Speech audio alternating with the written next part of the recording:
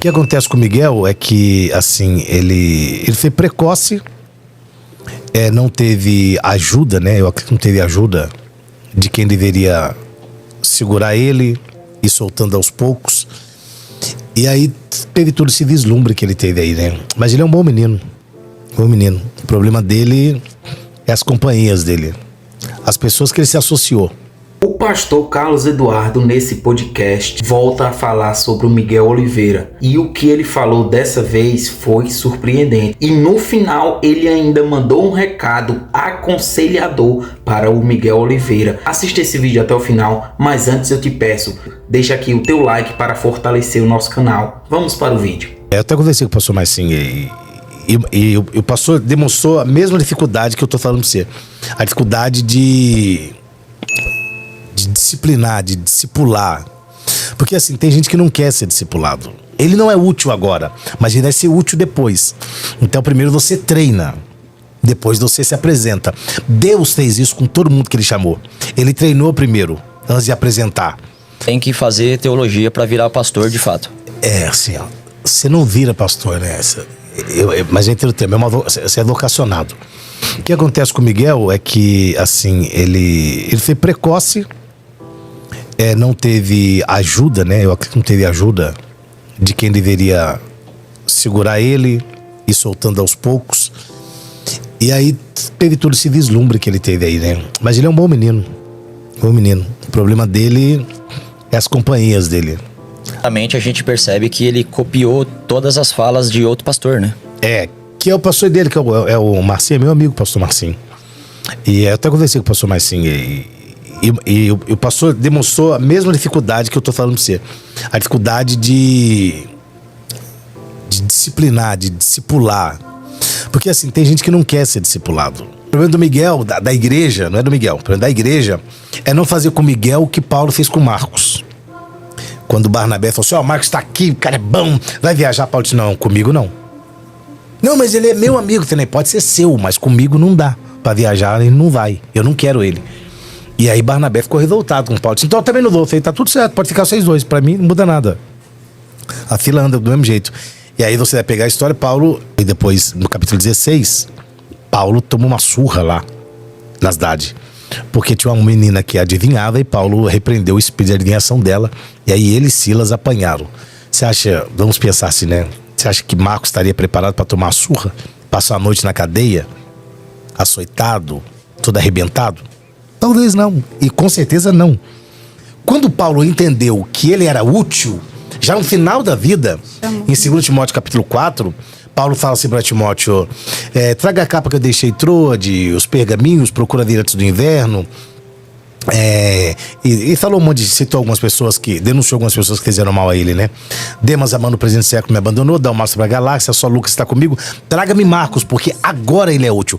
Então a gente precisa entender qual é o tempo da utilidade. Ele não é útil agora, mas ele vai ser útil depois.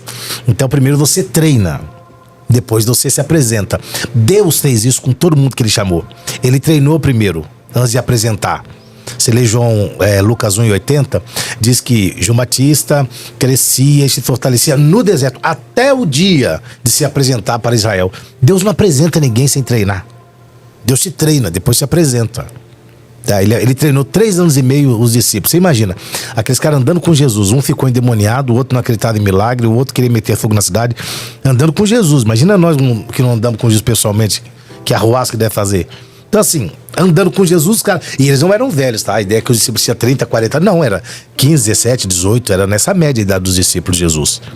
Então assim, o que faltou foi alguém colocar o pé dele no chão e dizer pra ele assim, não é the king, the power, the bed. Não, nada, esquece aí. Isso aí não tem nada a ver com você. Tal. E aí deu no que deu, mas acho que agora a poeira vai baixar. Como que é esses dons do Espírito Santo? Então, tem dom de profecia, dom de revelação e tal. Isso não tem nada a ver com a pessoa ter uma vida de santidade. O cara tem que ser santo para ter os dons. Não. Porque independe do seu caráter. Você pode ter dos 9 dons que a Bíblia diz e ir pro céu, chegar lá, Deus fala assim, não conheço você não. Mas em teu nome é pra você demônio. É que você usou o meu nome, né, filho? Se usasse o seu, você tava lascado. Mas no teu nome eu revelei CPF. Ele não é porque era o meu nome. Então se o seu, você não revelava não. Você não sabe nem o seu CPF. ter dons não significa salvação garantida, nem que o cara é um homem de Deus. Porque a Bíblia diz, um texto bíblico, que quando Josafá e Acabe saiu pra batalha, convidou Josafá. Vamos lá. Vamos nessa luta aí. Aí ele foi. Aí vamos ouvir os profetas. Vai, porque Deus é contigo. Vai dar certo. Vai. Os caras eram profetas.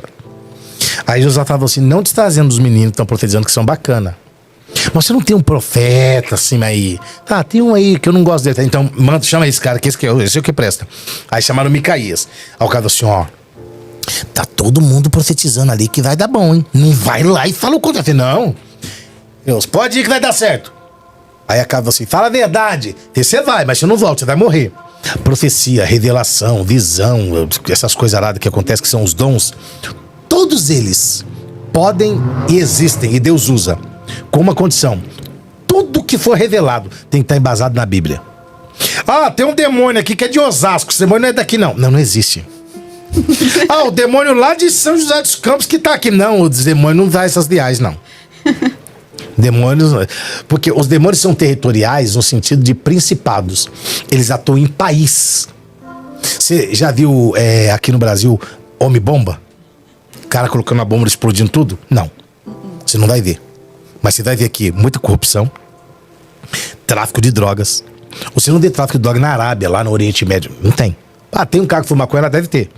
Mas, igual aqui não, tráfico não tem. Porque os demônios que atuam lá não atuam aqui. Eles não são oniscientes. Olha, eu vou dar aí dali em São José dos Campos, eu sou pedir. E aí ele pega o Satazap lá, que é o WhatsApp do inferno, e fala assim, e aí, posso dar uma... Posso dar uma chegada aí em São José? Pode vir, tá de boa, tá tranquilão. Só que eu sou de Osasco. Não, só traz uma carta aí, traz seu passaporte, nós vamos dar um carimbado. Ah, vai te catar, né? Mas tem um demônio que é de Osasco. A folha do câncer que o moleque lá fez, aquilo é dons espirituais? Ou pelo menos ele tentou fazer? Eu conversei com ele. Você já trocou ideia com o Miguel? Já. Mas ele te mandou mensagem falando assim, ó, para de falar de mim? Tipo... Não. Primeira vez ele falou que ia me processar. Depois ele mandou mensagem pedindo perdão. Eu falei, não, tá perdoado que você não tem nem idade de me processar, né? Você não responde por você. Você é moleque. Você não pode me processar. E aí ele contou pra mim que ele não rasgou o exame. Ele falou que rasgou uma folha lá que ele pediu e rasgou. Mas a mulher continuou com câncer. Então foi curada. Inclusive ela mesma falou que continua e... Então esses dias tinha uns caras falando que eu defendo o Miguel. Eu não defendo o Miguel. Eu continuo achando que ele é charlatão. Bem ensinado, bem doutrinado. Eu respeito a pessoa, o Miguel, o ser humano. Adolescente. É o adolescente Miguel. Aí eu sei separar. E entendo que assim, aquilo lá não tem Deus. The King the Power também não é Deus.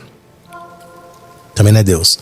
Teca, tuca, teca, naca, tuca, tuca, taca, taca, tonique, tanaca, chutando lata, também não é Deus. Tá? Também não é Deus. Porque se Deus quiser falar inglês com alguém, Deus vai falar inglês. Porque Deus sabe falar inglês. Ou não? Não é Deus. Tudo que Deus faz às claras. Deus não faz nada às escuras. Então assim, se Deus falar que vai te curar, Ele vai te curar, meu irmão. Acabou. Você não precisa rasgar papel pra causar emoção. Depois dessa cena, rasguei. Dá glória a Deus aí, ó. Dá glória. Quando 35 pessoas der glória a Deus, o milagre vai acontecer. Deus não precisa que você dê glória pra que Ele faça o milagre, não. Israel nem deu glória, ele abriu o mar vermelho. Ninguém deu glória, ele ressuscitou Lázaro. Você ninguém dá glória. Agora eu sou profeta ou não sou? Profeta ele não chama pra si a glória. Eu sou profeta ou não sou? O que vocês acham, hein? Depois dessa revelada que eu dei. Acha que Deus gosta de se exibir com esse tipo de coisa? Edifica quem? Porque a profecia e os dons é para edificação da igreja. Falei pra ele, eu aconselho o Miguel. Eu falei, Miguel, eu dou até o nome da pessoa que tá pensando, ó. Fala o seguinte, amigo. Procura o bispo Samuel Ferreira, da Debrais. Deixa ele cuidar de você. Talvez seja um dos poucos presidentes do Brasil, de igreja, que cuide tanto de itinerante. Não tem outro no Brasil que cuide tanto de itinerante, que tem amor por itinerante, que respeita o ministério da itinerância, como o bispo Samuel Ferreira. Então vai lá, fica debaixo do sovaco dele lá. Fala bem, tenta passar um dia com ele, ouvindo ele contando a história dele pra você. Ele foi criado na igreja. Ele é crente desde que é gente. É com essa gente que você tem que andar, cara. É com essa gente que você tem que se alinhar. Então, pessoal, deixa aqui abaixo o que você achou da entrevista do pastor Carlos Eduardo, dos conselhos que ele deu para o Miguel Oliveira. Comenta aqui, a tua opinião é muito importante. E você que gostou desse vídeo, já curte, já compartilha e não esqueça, se inscreva aqui no nosso canal, ative esse sininho aqui das notificações para você receber em primeira mão os novos vídeos. Que Deus abençoe a tua vida e até os próximos vídeos em nome de Jesus. Valeu, pessoal!